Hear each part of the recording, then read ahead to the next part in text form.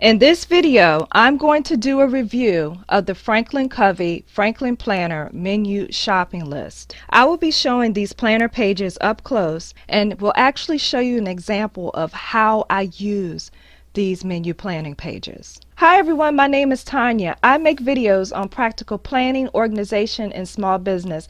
Hi, are you on Facebook? If so, please search for @iTonyaPlans and like and follow me there. Please note, search for @iTonyaPlans and not Tonya Plans to find me on Facebook.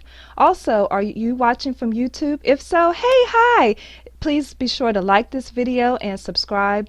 And are you on Instagram? If so, please follow me at Tonya_plans. Now, with the items that you see in this video, you can go to the franklinplanner.com website and save money with discount promo code TonyaPlans.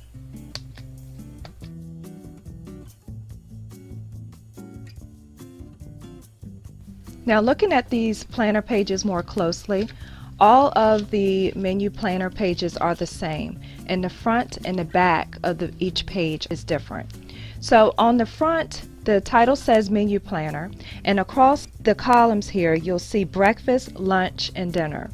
And you have the days of the week going across here. It starts with Monday and it ends on Sunday. Now on the back of each planner page is your shopping list. Now I love the shopping list. This way your items are categorized in the sections that they're likely to be in the store. So let's go through the categories. So the first category that we have here is produce. You can put all of your produce items in this one section. Then there's a section for meat, dairy, bakery, frozen foods, canned foods, dry goods, miscellaneous, and cleaning. Now let's actually do some meal planning.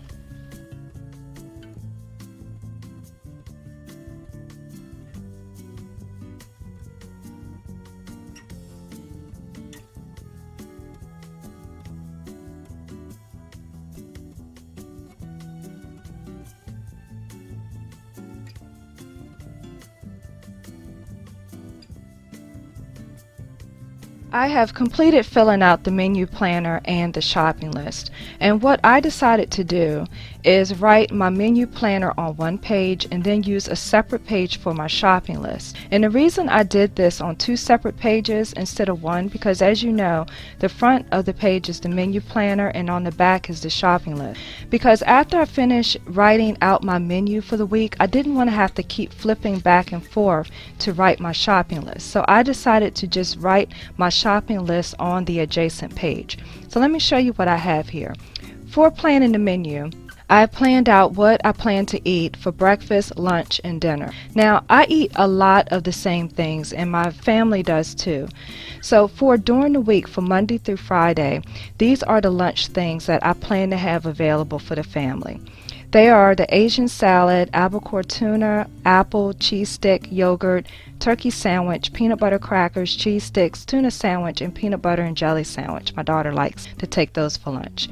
And so I plan to interchange those. So now let me get into my meal planning for each day.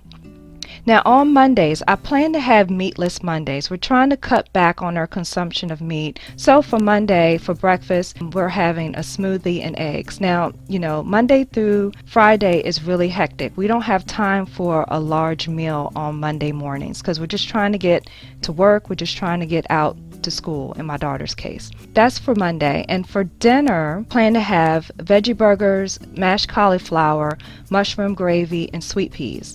And this is an idea that I got from my sister-in-law for Meatless Mondays. Shout out to my sister-in-law. Hey girl, hey. Okay, for Tuesday, I plan to have grits, eggs, turkey sausage, and for dinner, taco salad with fajita chicken and sweet corn. So these are just some examples, and I'm going to go through the rest of these really quickly, and I may speed up the sound on this next part so it will be a little faster. For Wednesday, I plan to have oatmeal, eggs, and smoothie. For dinner, baked chicken, mashed potatoes, string beans. For Thursday morning, eggs, toast, oranges. For dinner, pizza and broccoli. For Friday is the free day. So what I mean by that is everyone is for themselves on that day. So we're not going to have like, it's like let's let our hair down kind of day, well, for me anyway.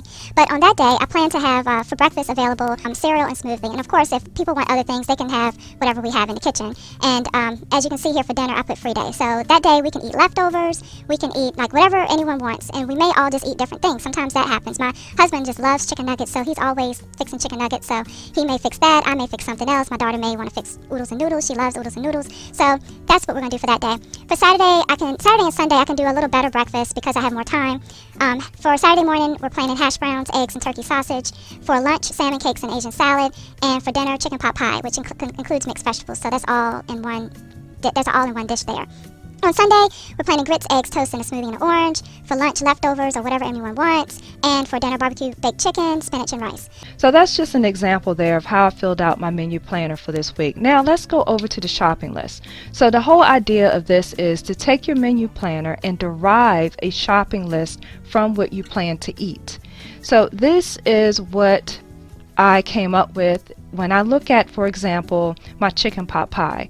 I know that I'm going to need pie crust for that, so I wrote that down, for example, and I wrote it under the dairy section. Also, I know for my chicken pot pie I need frozen mixed vegetables, which I put here under the frozen section. And also for my chicken pot pie, I know I need cream of chicken soup.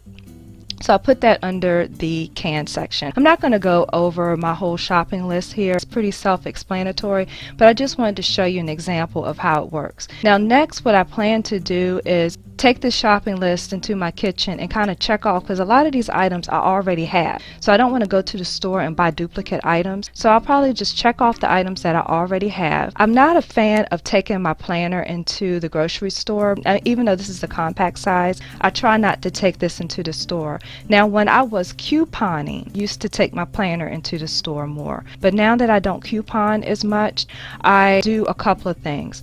One, I use my Amazon Echo Dot shopping list so that when I'm in the store I can simply pull up the shopping list in the app.